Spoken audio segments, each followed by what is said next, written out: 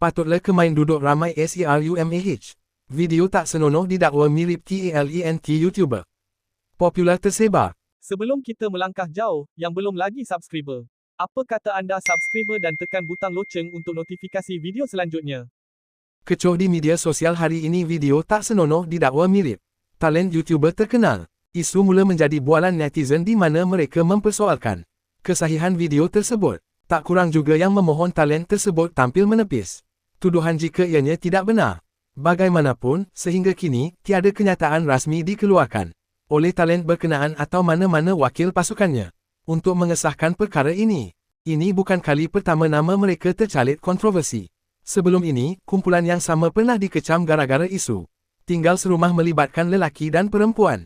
Isu tersebut pernah mencetuskan perdebatan hangat dalam kalangan warganet yang mempersoalkan batas dan norma dalam komuniti pencipta kandungan.